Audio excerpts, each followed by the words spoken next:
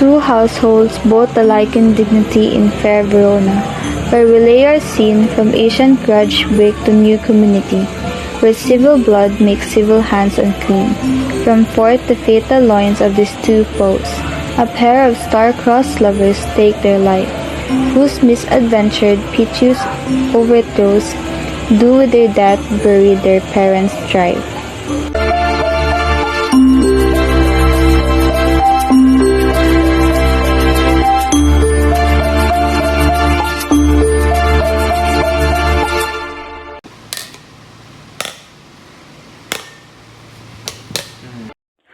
Rebellious subjects, enemies to peace, throw your mistempered weapons to the ground. Three civil bros, bred of an airy word, by the tree. Wait. Old Capulet and Montague have thrice disturbed the quiet of our streets. If ever disturb our again, your love shall pay the forfeit of the peace for this time. All the rest depart away. You Capulet shall go along with me, and Montague, come you this afternoon once more on the plain of death. All men depart. Oh, where's Romeo? Saw you him today? Right, glad I am he was not at this fray. Madam, an hour before the worship sun, troubled mind drave me to walk abroad, underneath the grove of sycamore. Walking did I see your son, made but he was ware of me. Stole into the covert of the wood, measuring his affections by my own, that most are busied when they are most alone. See, where he comes, so please you, step aside. I'll know his grievance or be much denied.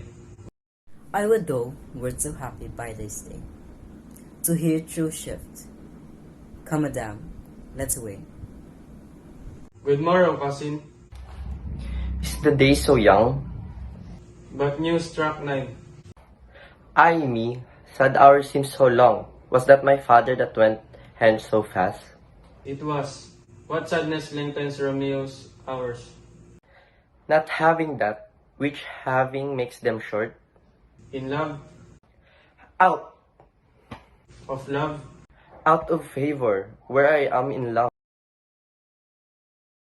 Where's my daughter? Call her forth to me. Now by my maidenhead, at 12 years old. Where's this girl? Juliet! Juliet! How now? Who calls? Madame, I am here. What is that what you want? Want to marry my daughter? Tell me, daughter Juliet. How stands your disposition to be married? Oh, it's an honor that I dream not of. Well, think of marriage now. Younger than you, here in Verona. Ladies of esteem are made already mothers. By my count, all young Paris seeks you for his love. What say you? Can you love the gentleman? Like if you're looking like a move, but no more deep I will endert mine eye. Then your consist gives strength to make it fly. Or she don't teach the torches to burn bright. It seems she hangs upon the tracks of nights, like a jewel in the ripple's ear. Beauty too rich for use, for earth's too dear. So shows a snowy dove trophy with crowns. As a yonder lady her follows shows, the measure done, I watch her place of stand.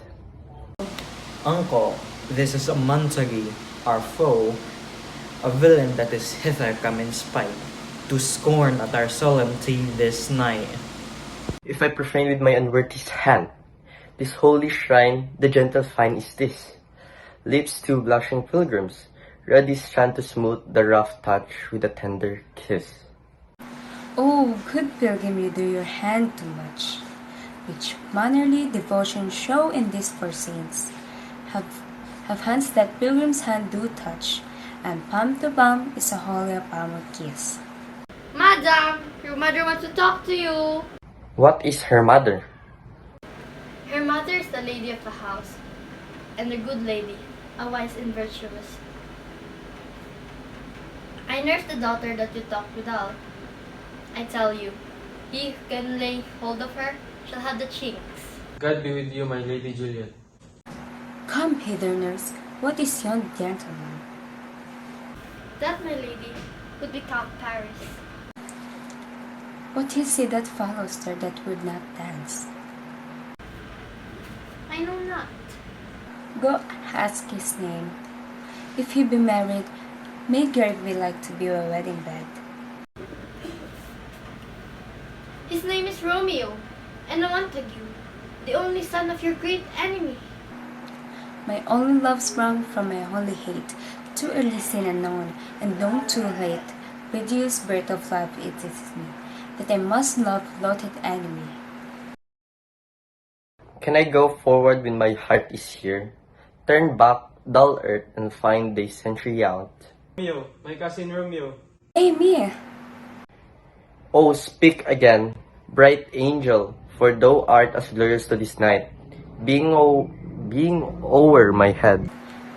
This but thy name is this my enemy. Thou art myself, true not a Montague. What's Montague? It is nor hand, nor foot, nor arm, nor hand, or face, nor any other part belonging to a man. Oh, be some other name. What is then another name? That which a call arose by another name would smell as sweet, so Romeo would. With love like wing, did I overperch these walls, for stony limits cannot hold love out, and what love can do that dares love attempt.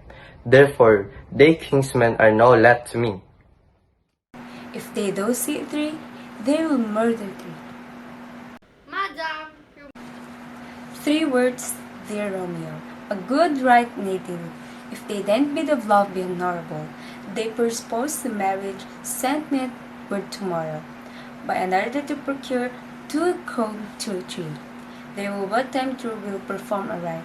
1,000 times good night, and what o'clock tomorrow? Shall I send to 3? At the hour of 9. Good morrow, father. Jocelyn, my ghostly father? No, I have forgotten that name, and that name's who I tell they are, though I ask it again. I have been feasting with my enemy. Benedicite, what early tongue so sweet saluted me. Good pardon sin, what wast thou with Rosaline? Then plainly know my heart's dear love is set on the fair daughter of rich Capulet, mine on hers, so hers is set on mine, and all the combined, save that though much combined, by the holy marriage, when and where and how we met, we owned in mess exchange of woe. I tell this as a past, but then I pray the ton and consent to marry us today. Be plain, good son, and homely in my drift. Riddling confession finds but riddling shrift. By my troth, it is very well said for himself to mar. Quoth a, O gentleman, can any of you tell me where I may find the young Romeo? I can tell you, but young Romeo will be older when you have found him that he was when you sought him. I am the youngest of that name, for a fault of a worse. Pray your word, sir. And as I told you, my young lady bade me inquire you out. What she bade me say, I will keep myself. But first let me tell ye, if ye shall lead her a fool's paradise, as they say, it were a very gross kind of behavior, as they say. For the gentlewoman is young, and therefore, if you should deal double with her, truly it were an ill thing to be offered to any gentlewoman, and a very weak dealing. Nurse, commend me to thy lady and mistress, I protest unto thee. Good heart, and I faith, I will tell her as much. Lord, Lord, she will be a joyful woman. Bid her devise some means to come to shift this afternoon, and there she shall at fair Lauren's cell be shrived and married. So smile upon the heavens upon this holy act, that after hours that sorrow child us not.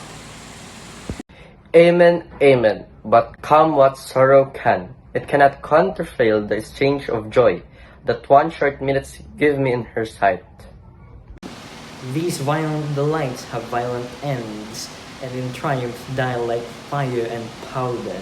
Too swift arrives, tardy as too slow. Good evening to my ghostly confessor. Romeo shall thank thee, daughter, for us both.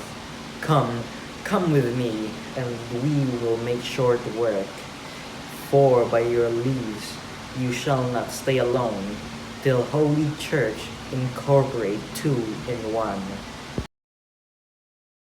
I pray thee, good Mercutio, let's retire. The day is hot, the Capulets abroad. And if you meet, we shall not escape abroad. For now, these hot days, is the blood stirring. Thou art like one of those fellows that when he enters the confines of a tavern clasps me his sword upon the table and says, God send me no need of thee. And by the operation of the second cup draws, is on the drawer when he indeed there is no need. By my head, here comes the Capulets. Follow me close, for I will speak to them. Gentlemen, good den, a word with one of you. Thou consultst with Romeo. Concert! What dost thou make us minstrels? And thou make us minstrels of us? Look to hear nothing but discord. Here's my fiddlesticks. Here's that shall make you dance. Sounds concert! Well, peace be with you, sir, but here comes my man, Romeo. And the hate I bear with thee cannot afford no better time than this. Thou art a villain. Tebot, the reason that I have to love thee don't much excuse the pertaining rage. To such a greeting, villain, I am none. Therefore farewell, I see denounce me not. Boy, this shall not excuse the injuries thou hast done to me. Therefore, turn and draw. I do the protest, I never injured thee, but love the better they can devise. They too shall know the reason of my love, and so good Capulet, which name I tender, as I dearly as my known, be satisfied.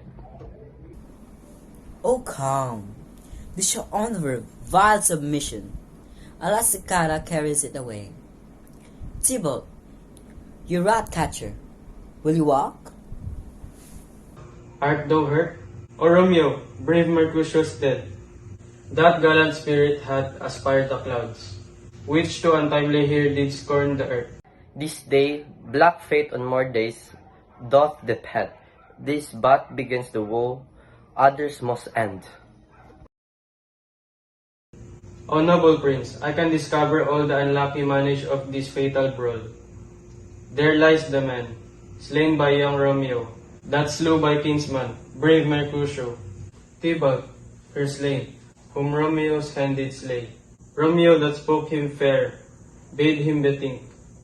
How nice the quarrel was, and urged withal, this is the truth, or let Benvolio die. It is fine to fight for someone that you love, but sometimes being young and foolish can misguide us in choosing the wrong decisions. We hope that if you or anyone you know are having or experiencing difficulties in life, that each one will find the right answer or be surrounded by people who cares. Once again, let us all say no to suicide and always look at the bright side and see how wonderful and lucky we are to have witnessed the beauty of the world, and hoping that each one of us will appreciate the life that is full of wonder and surprises. With our simple play, we hope you guys have learned a lot, especially about how important life is. We, the group 3, have realized how wrong it is to kill ourselves, and how awful and regrettable it is to waste such a wonderful gift from God, especially knowing that we are so much better than what we expect we are. It became clear to us that we can do a lot of things to resolve a problem, and suicide is not a part of it. In the future, we really hope that nobody will solve their obstacles, just like how Romeo and Juliet did.